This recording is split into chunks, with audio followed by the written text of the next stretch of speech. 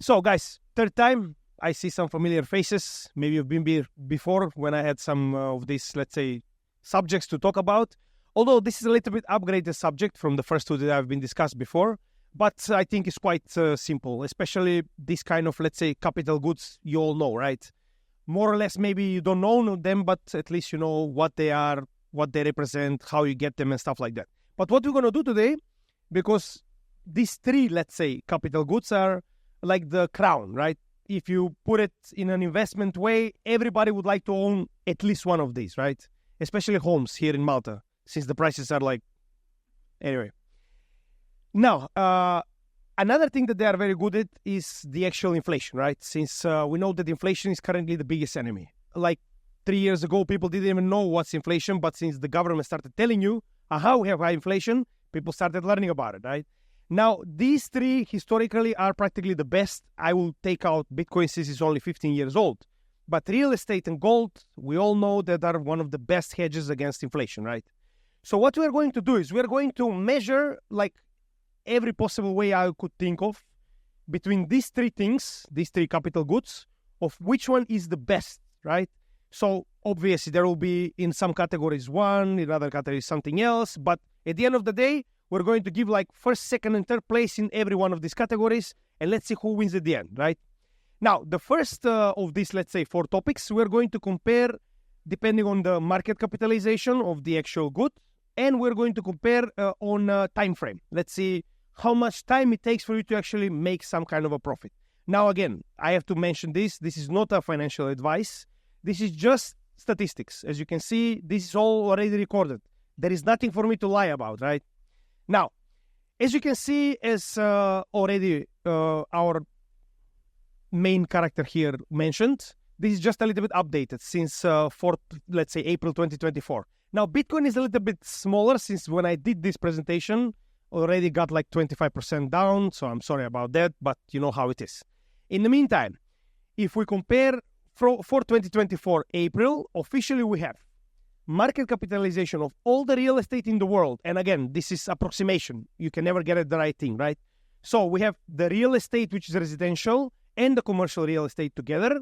We have around $291 trillion currently invested in any kind of real estate. Then we have gold, which is 15.4.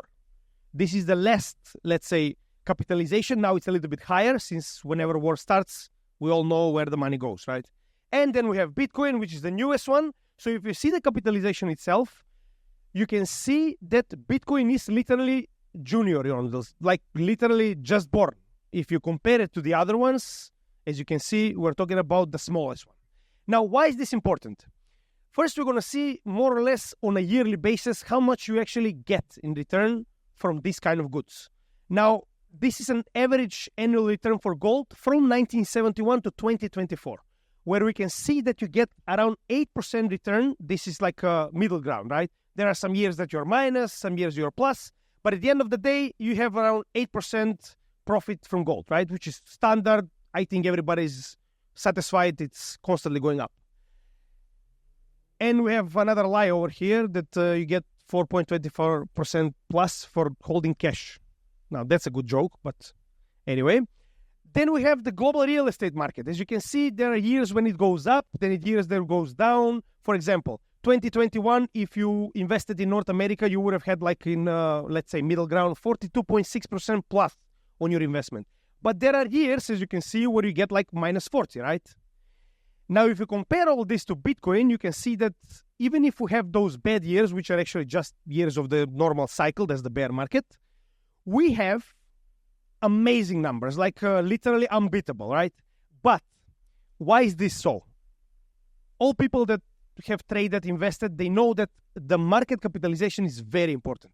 Now, basic mathematics of this is that if you invest in Bitcoin, for you to get double your return, the market capitalization of Bitcoin needs to double, right? So from 1.3 trillion, it needs to get to 2.6 trillion. Now, if you do the same in gold, it needs to get from 15 to 30 trillion. So obviously, you understand that we need a lot more money for gold to actually make double of our investment. So for this reason, it's actually normal for you to get a lot more in Bitcoin since it's a lot newer the market capitalization is a lot smaller. So in this, on an annual basis, obviously, Bitcoin beats everybody like big time.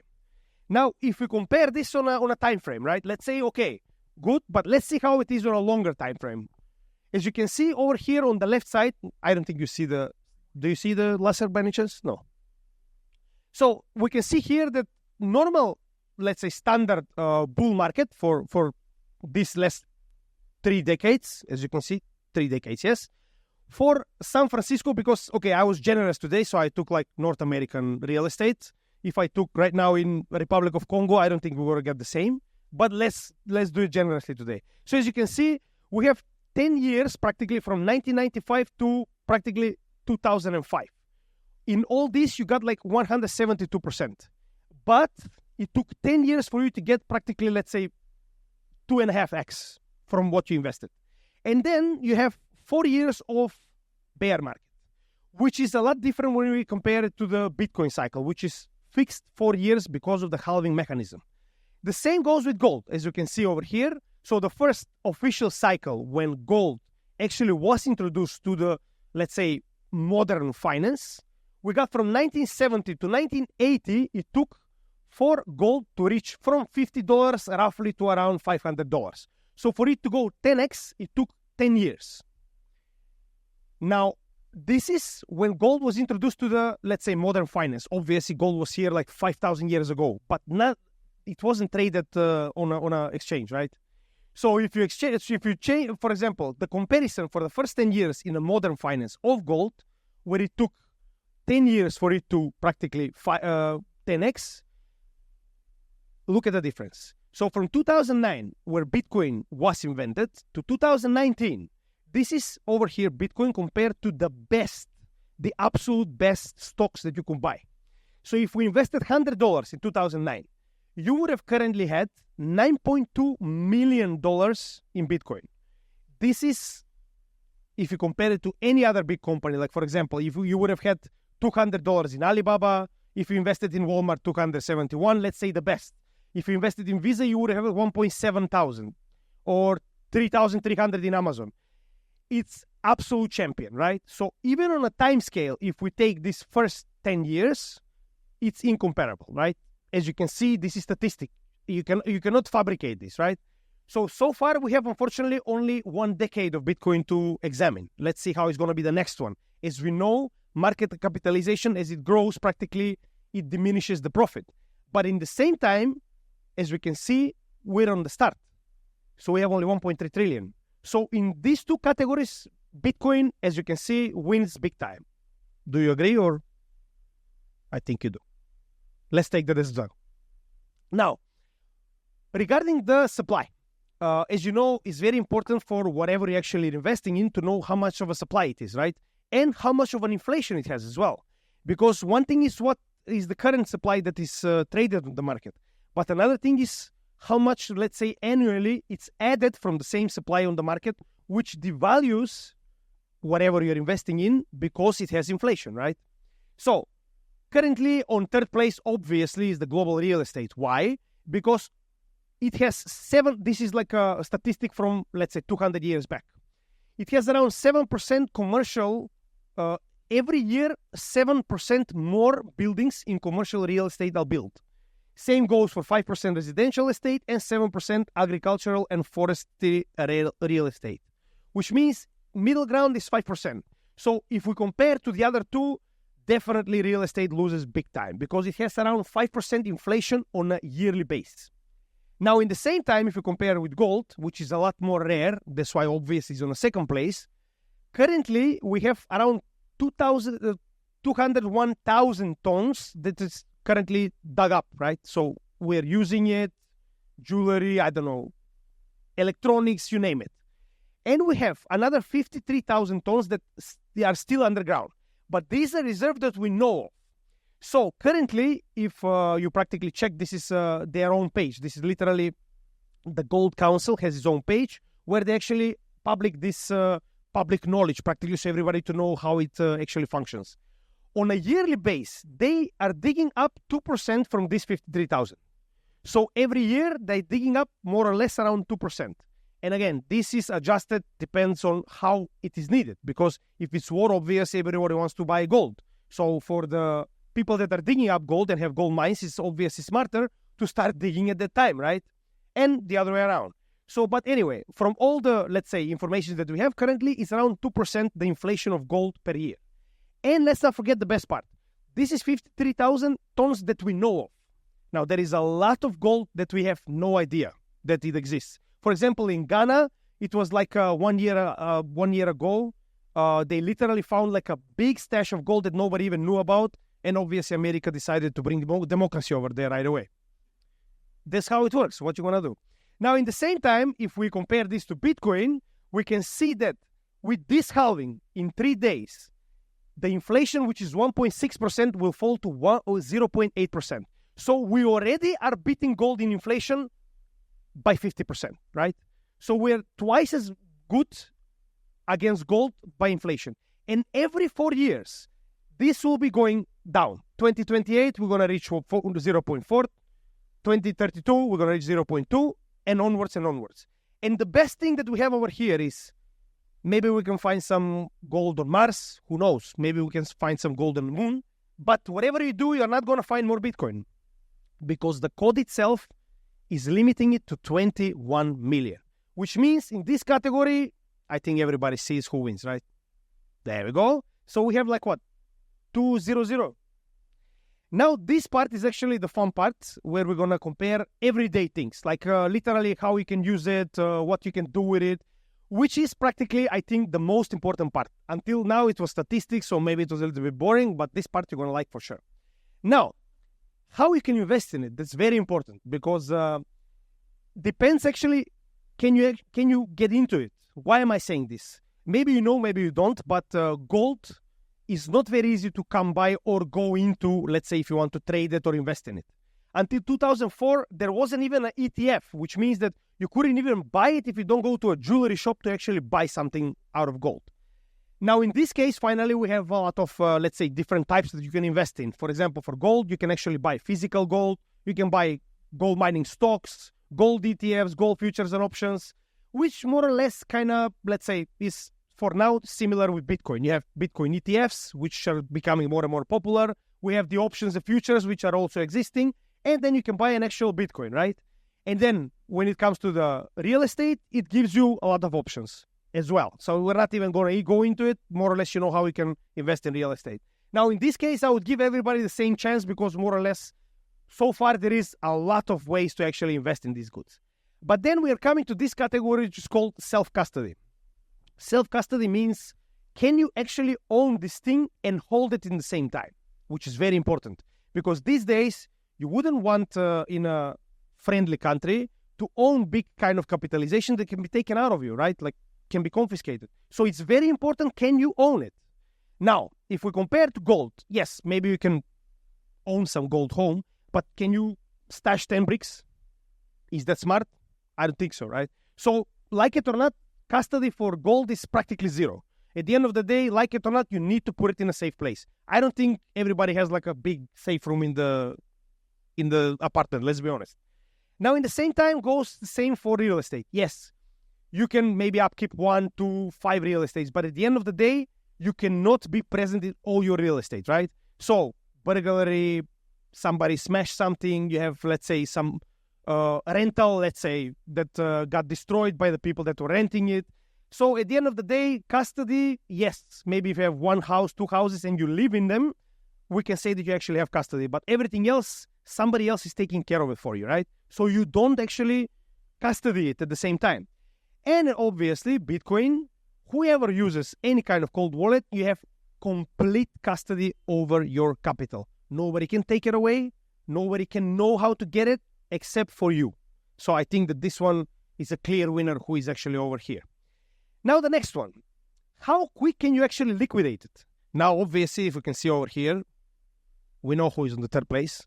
Try liquidate fast any kind of real estate. Just try. Let's see how fast you're going to do it.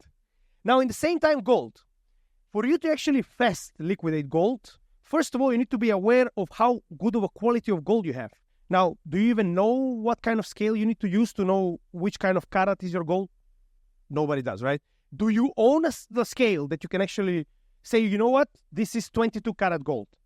So practically at the end of the day, if you want to liquidate it fast, you're going to lose a lot of the value of this resource because, first of all, you cannot stand behind how clear it is. So practically you are at the end of the day trusting somebody to tell you, no, this is 18 karat gold. Sorry, but this is how much I'm going to give you, right? And obviously, if we look at Bitcoin, you can liquidate it in a lot of different ways. You have the central exchanges, decentralized exchanges, you have the Lightning Network, you have currently a lot of exchanges are giving these debit cards that you can actually have Bitcoin and right away transfer it into any kind of fiat which you want to buy something. So these days, to actually liquidate Bitcoin, it's very, very easy. I'm telling you this because 5 years ago in my country, you couldn't even make an account on Binance. Now, on every corner, you have these exchange offices, and on every one of those exchange offices, there is Bitcoin, Ethereum, and Tether, believe it or not. So everybody wants it. You can go into a shop and you can liquidate it right away, and you know exactly how much you're getting for it. You don't need a scale. You don't need anything except for just a normal mobile phone to check what's the price at the moment, right? So it's very easy to actually liquidate it, and obviously Bitcoin is again the winner. Now, how easy to transport it? Obviously, not very easy. I mean, try transport your house. But this is in America. Try transporting a Maltese house. Let me see you. You're going to need a helicopter. Now, in the same time, obviously, it's very fun to transport gold as well. So in this case, you have a big amount of gold, then you have a big amount of headaches. Try transporting it. Again, same situation. And see how much it's going to cost you for this gold to reach just one state to another. Now, imagine if you need to move it from, let's say, America to England. That's going to be a very, very fun headache. And in the same time, obviously, who is the winner here? So transporting Bitcoin takes literally 1 hour until the transaction is finished. And you transport it wherever you want.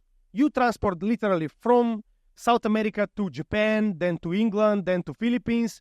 And it all takes literally few seconds, especially if you're using the Lightning Network. So obviously, nothing is better than transporting Bitcoin. And another thing, try transporting gold through an airport. Put a brick of gold in your suitcase and try to pass the metal detectors, or try to just go to the airport and see what happens. They're going to ask you for documentation from your grandfather onward. How you got this, why you have it, and where you're going with it. On the same time, if you put, you don't even need to put the cold wallet. You just need to remember 24 words. You go on the other side of the border, and you have 10 trillion in your pocket. Try passing with 10 trillion in your pocket. With more than 10,000, try to pass, not with 10 trillion. And see what happens. So obviously over here, we know who is the winner. Now, another very, very important thing is, can it be taken against your will from you?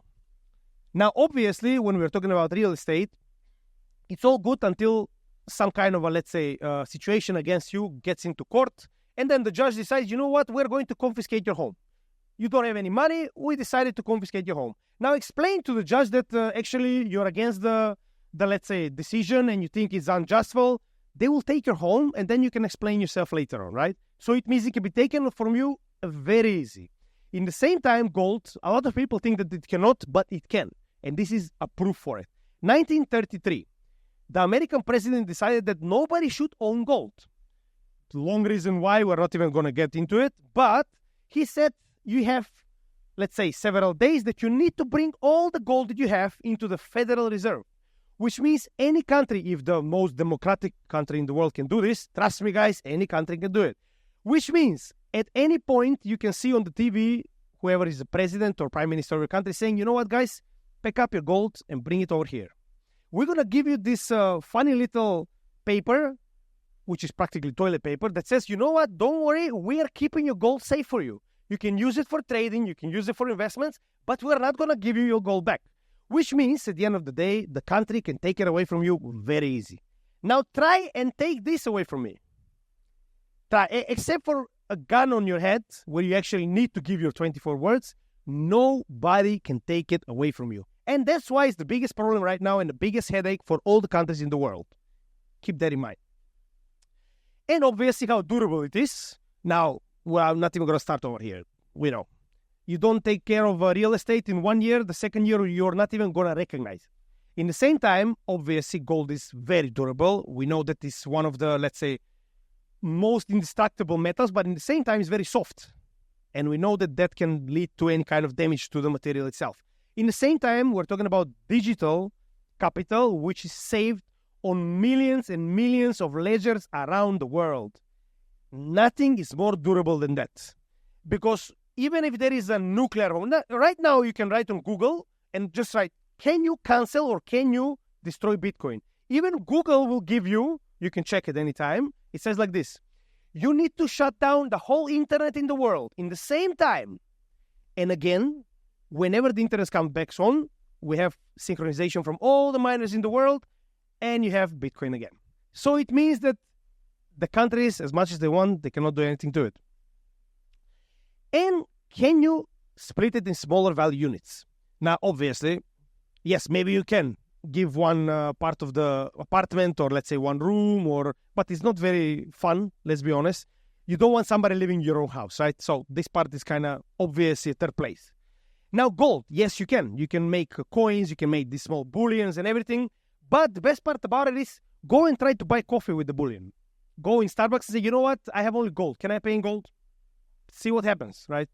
But in the same time over here, we have literally Satoshis, which were made from the beginning of and the creation of Bitcoin, which is like 1/1,000,000th of a Bitcoin, which was actually made with the intention, when Bitcoin gets a lot on price, to be used for everyday transactions. And we're currently seeing it.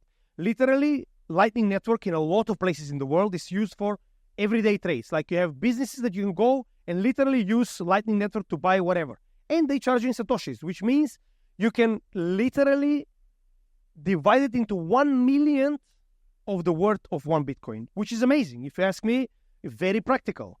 So the best part at the end is, can you afford it? Now, can you actually buy these things, right? Again, try buying real estate in Malta and see if you can. You will need like 3 people signing for you in the bank. I don't know, blood of a virgin, stuff like that. God help you if you need to get a credit from just to get to any kind of small apartment. In the same time, yes, maybe you can buy some gold. Obviously, as we said, we have like small coins and stuff.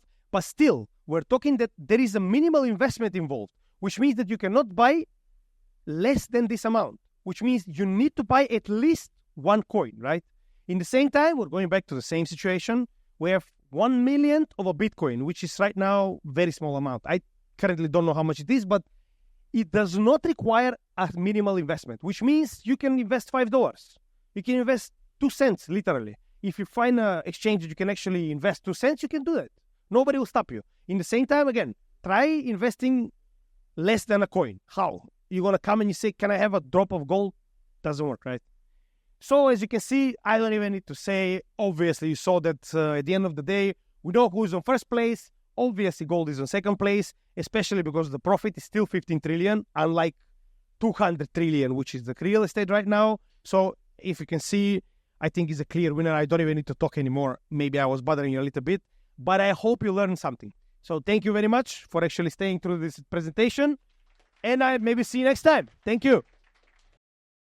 We are a crypto-native community that aims to learn and share knowledge together. Join us at Soho, The Strand, every Wednesday to dive into our questions section live.